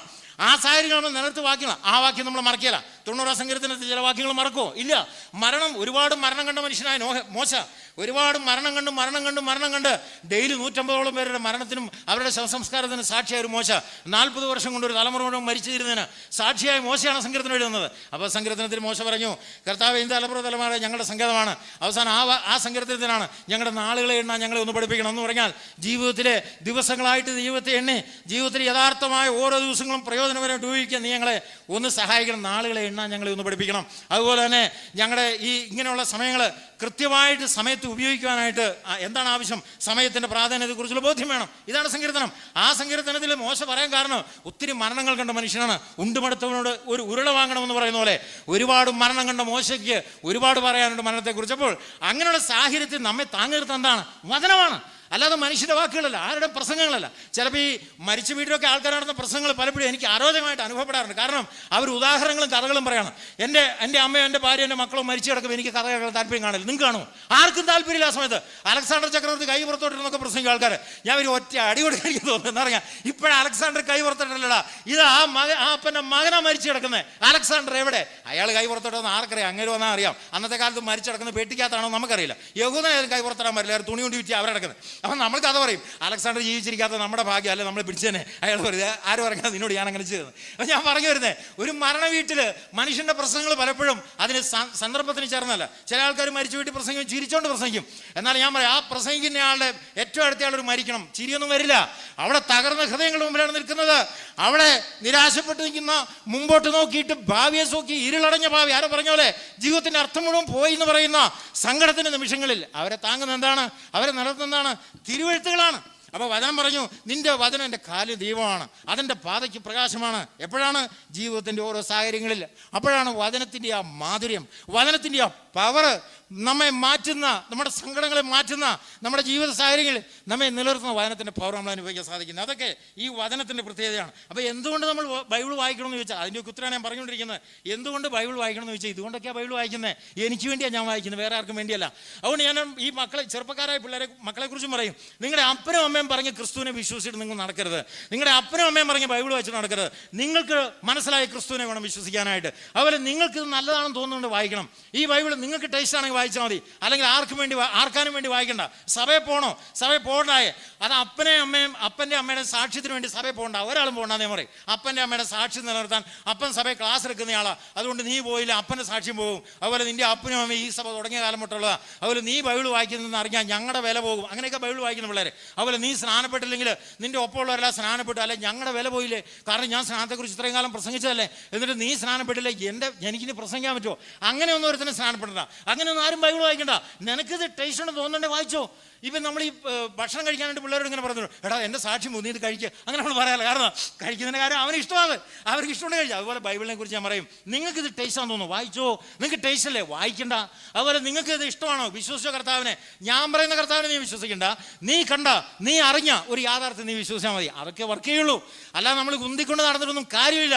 പിള്ളേരെ വഴിക്ക് പോകും, അവർ പോട്ടെന്ന് ഞാൻ പറഞ്ഞു. അവർക്ക് വേണ്ടാത്ത ഒരു വിശ്വാസം നമ്മൾ അടിച്ചേൽപ്പിക്കുന്ന എന്തിനാ, അവരവർ വഴിക്ക് പോട്ടെ. പക്ഷേ അവർ ഈ വചനത്തിൻ്റെ സത്യം മനസ്സിലാക്കുമ്പോൾ ഈ വചനം യഥാർത്ഥമായി മാധുര്യമുള്ളതാണെന്നും ഇത് കുറേ നിയമങ്ങളും ചട്ടങ്ങളും കൽപ്പനകളും അല്ല, ഇതിനെ ബുദ്ധിമുട്ടിക്കാൻ വേണ്ടി ദൈവം തന്നാലെന്ന് തിരിച്ചറിയുമ്പോൾ അവരുടെ ജീവിതത്തിൽ എന്തുണ്ടാകും? അവരുടെ ജീവിതത്തിൽ യഥാർത്ഥമായി ഇത് വായിക്കാനുള്ള ആഗ്രഹം ഉണ്ടാകും. അപ്പോൾ ആൾക്കാർ ഇന്ന് വായിക്കും. ഞാൻ കോളേജിൽ പഠിച്ച കാലത്ത് ഞാൻ ഒരു സംഭവം പറയട്ടെ. ഞാൻ കോളേജിൽ പഠിക്കുന്ന കാലത്ത് എൻ്റെ റൂംമേറ്റ് അവന് ഭയങ്കര പരിഹാസമായിരുന്നു. അവനെ ചില പേരുകൾ വിളിക്കായിരുന്നു, പറയാൻ കൊള്ളാത്ത പേരായിരുന്നു എന്നെ വിളിച്ചുകൊണ്ടിരുന്നത്. അപ്പോൾ ഞാൻ എന്നിട്ട് അവിടെ കോഴിക്കോട് ഒരു സ്ഥലത്ത് ഞാൻ താമസിച്ചിരുന്നത്. അങ്ങനെ താമസിച്ച സ്ഥലത്ത് ഞാൻ തിരിച്ച് വീട്ടിൽ പോയപ്പോൾ എൻ്റെ ബൈബിൾ അവിടെ വെച്ചിട്ട് പോകും. അത് ഞാൻ തിരിച്ചൊരു ദിവസം ചെന്നപ്പോൾ എൻ്റെ ബൈബിളിലെ അടയാളം മാറിയിരിക്കുന്നു. ഞാൻ അടയാളം മാറി നിന്നപ്പോൾ ഞാൻ അവനോട് ചോദിച്ചു, നീ എൻ്റെ ബൈബിൾ എടുത്തായിരുന്നു എന്ന് ചോദിച്ചു. അന്നേരം പറഞ്ഞു, ഞാനൊന്ന് എടുത്ത് വായിച്ചു നോക്കിയായിരുന്നു പറഞ്ഞു. കാരണം നീയില്ല, ഞാനിങ്ങനെ ഇരുന്നപ്പോൾ എനിക്ക് ആകെ വിഷമായി. അപ്പം ഞാൻ എടുത്തു പോയി. അവനൊരു നാമതയ കൂട്ടത്തിലുള്ള ആളാണ്. അപ്പം ഞാൻ ചോദിച്ചു, നീ വായിച്ചല്ലേ? ഞാൻ വായിച്ചായിരുന്നു പറഞ്ഞു. അവനങ്ങ് താഴ്മയുള്ളവനാ, നാണക്കേട് പോലെ പോയി. കാരണം ഞാൻ കയ്യോടെ പിടിച്ചപ്പോൾ. എന്താണെന്നറിയോ, അവൻ രക്ഷിക്കപ്പെട്ട ആളല്ലെങ്കിലും അവൻ അങ്ങനെ ഇരുന്നപ്പോൾ അവന് തോന്നി വചനം ഒന്ന് വായിക്കണമെന്ന്. അങ്ങനെ വായിച്ച ആൾക്കാരുണ്ട്. അങ്ങനെ വായിച്ചിട്ട് കാരണം ഈ വചനം തരുന്ന ആശ്വാസം പറഞ്ഞാൽ ലോകത്തിൽ ആർക്കും തരാൻ പറ്റാത്ത ആശ്വാസമാണ്. വചനം തരുന്ന മോട്ടിവേഷൻ എന്ന് പറഞ്ഞാൽ ലോകത്തിൽ ആർക്കും തരാൻ പറ്റാത്ത മോട്ടിവേഷൻ. അതുകൊണ്ട് ദൈവം നമ്മെ സഹായിക്കട്ടെ. ഞാൻ പറയാനുള്ളതെല്ലാം പറഞ്ഞില്ല. ഇനി നിങ്ങൾക്കൊരു ഫിലിം ഉണ്ട്, ബെന്നി തയ്യാറാക്കിയിട്ടുണ്ട്. അവിടെ ഞാൻ എഴുതിയ കാര്യങ്ങളൊന്നും പറഞ്ഞിട്ടില്ല. ഏതായാലും ദൈവം നമ്മെ സഹായിക്കട്ടെ. വചനം വായിക്കണം, വചനത്തിൻ്റെ ടേസ്റ്റ് അറിയണം. അതുകൊണ്ട് ചെറുപ്പക്കാരും പ്രായമുള്ളവരൊക്കെ നമുക്ക് വേണ്ടി വായിക്കണം, വേറെ ആർക്കും വേണ്ടി വായിക്കരുത്. അതുപോലെ അനുസരിക്കാൻ വേണ്ടി വായിക്കണം, വേറൊന്നിനു വേണ്ടി വായിക്കരുത്. അതുപോലെ ഇത് ടേസ്റ്റി ആണെന്നുള്ളത് നമുക്ക് അനുഭവപ്പെടണം. അതിന് ചില കാര്യങ്ങളുണ്ട്, അങ്ങനെ അനുഭവപ്പെടണം. ദൈവം നമ്മെ സഹായിക്കട്ടെ. മാത്രമല്ല ജീവിതത്തിൽ അങ്ങേയറ്റം വരെ നമ്മെ കൊണ്ടുപോകാനായിട്ട് വചനം മാത്രമേ കൂടെ കാണുള്ളൂ, കർത്താവ് മാത്രമേ കൂടെ കാണുള്ളൂ. ജീവിതത്തിൻ്റെ സാഹചര്യങ്ങളിൽ ആരും നമുക്ക് കാണില്ല, നമ്മൾ മാത്രമേ ഉള്ളൂ എന്ന് പറയാറില്ലേ? നമ്മുടെ ജീവിതത്തിൻ്റെ പ്രതിസന്ധികൾ നമുക്ക് താങ്ങാൻ നമ്മൾ മാത്രമേ കാണത്തുള്ളൂ. സഭയും കാണില്ല, വേറെ ആരും കാണില്ല, ഒരു വിശ്വാസിയും കാണില്ല. നമ്മുടെ സങ്കടങ്ങളിൽ അവസാനം നമ്മുടെ ഭാരങ്ങൾ സ്വയം ചുമക്കേണ്ടി വരും. എന്നാൽ അവിടെ നമ്മെ താങ്ങി നിർത്തുവാനായിട്ട് തിരുവെഴുത്തുകൾ കാണും, യേശുക്രിസ്തു കാണും, തൻ്റെ വചനങ്ങൾ കാണും. അപ്പോൾ വചനത്തിലെ ആശ്വാസം കിട്ടുവാൻ, വചനത്തിൻ്റെ ഗൈഡൻസ് പ്രാപിക്കുവാൻ, വചനത്തിലെ ശക്തി അനുഭവിക്കുവാൻ, വചനം മാറ്റുന്ന മാറ്റം ജീവിതത്തിൽ അനുഭവവേദ്യമാക്കി ജീവിക്കുവാൻ എല്ലാവരെയും ദൈവം സഹായിക്കട്ടെ. ഈ വചനങ്ങളെ ദൈവം നമ്മെ അനുഗ്രഹിക്കട്ടെ. ദൈവനാമത്തിന് മഹത്വം ഉണ്ടാകട്ടെ. ആമേൻ. ദൈവജന ചിന്ത പങ്കുവെച്ച പാട്രിക് സഹോദരനുള്ള നന്ദി അറിയിക്കുന്നു. ദൈവജന പ്രാധാന്യത്തെപ്പറ്റി നമ്മൾ കേൾക്കുകയുണ്ടായി. അത് എത്രത്തോളം പ്രാധാന്യമേറിയതാണെന്ന് നമുക്ക് മനസ്സിലാകുവാനും സാധിച്ചു. നിന്റെ വചനം എൻ്റെ കാലിന് ദീപവും എൻ്റെ പാതയ്ക്ക് പ്രകാശവുമാകുന്നു. അത് ആ വാക്യം വായിക്കുമ്പോൾ നമുക്ക് അതിൻ്റെ അർത്ഥം മനസ്സിലാവും. സത്യമായ വചനം. നമ്മൾ പഠിക്കുന്ന ഒരു വിദ്യാർത്ഥിയെ സംബന്ധിച്ച് നമ്മൾ നോക്കുമ്പോൾ അവൻ പഠിക്കുന്ന 2 സബ്ജക്റ്റുണ്ട്, കെമിസ്ട്രി, ബയോളജി തുടങ്ങിയ സബ്ജക്റ്റുകളിൽ പല ശാസ്ത്രജ്ഞന്മാർ വന്ന് പറഞ്ഞു പോയ പല ചിന്തകളുണ്ട്. അത് പിന്നീട് ഒരു കാലഘട്ടത്തിൽ അത് തിരുത്തപ്പെടുകയും പുതിയ ചിന്തകന്മാർ വന്ന് പുതിയ ചിന്തകൾ പറയുകയും ചെയ്യുന്നത് അത് സ്വാഭാവികമായിട്ട് കാണുന്നുണ്ട്. അതുപോലെയാണ് നമ്മുടെ ദൈവവചനം എന്ന് നമ്മൾ പറഞ്ഞാൽ ഒരിക്കലുമല്ല. ഇതുവരെ മാറ്റമില്ലാത്ത സത്യമായ വചനമാണ് നമ്മുടെ ദൈവവചനം. അതോർത്ത് നമ്മുടെ ദൈവത്തെ നമുക്ക് സ്തുതിക്കാം. നമ്മുടെ നന്മയ്ക്ക് വേണ്ടി, നമ്മുടെ സന്തോഷത്തിന് വേണ്ടി ഉള്ള വചനമാണ് നമ്മുടെ ദൈവവചനം. നമ്മളെ ആശ്വസിപ്പിക്കുന്ന വചനം. നമുക്ക് പല ഇൻസിഡൻസ് ഉണ്ടായിട്ടുണ്ടാവും, പല പ്രയാസഘട്ടങ്ങൾ ഏറിയ കഷ്ടപ്പാടുകളേറിയ സാഹചര്യങ്ങൾ നമ്മുടെ ജീവിതത്തിൽ വന്നിട്ടുണ്ട്. നമ്മളെ ആശ്വസിപ്പിക്കുന്ന വചനമാണ് ദൈവവചനം. അതോർത്ത് നമ്മുടെ ദൈവത്തെ നമുക്ക് സ്തുതിക്കാം. സദൃശവാക്യങ്ങൾ പറയുന്നുണ്ട്, ദൈവവചനം തേനിനേക്കാൾ മാധുര്യമേറിയത്. അത്രയും മധുരമേറിയ വചനമാണ് നമ്മുടെ വചനം. അതിനെക്കുറിച്ചും ധാരാളം പാട്ടുകൾ നമ്മൾ കേട്ടിട്ടുണ്ട്, പാടിയിട്ടുണ്ട്. ഈ ചിന്തകളാലെല്ലാം ദൈവം നമ്മളെ സഹായിക്കട്ടെ. ദൈവത്തിന് മഹത്വം ഉണ്ടാവട്ടെ.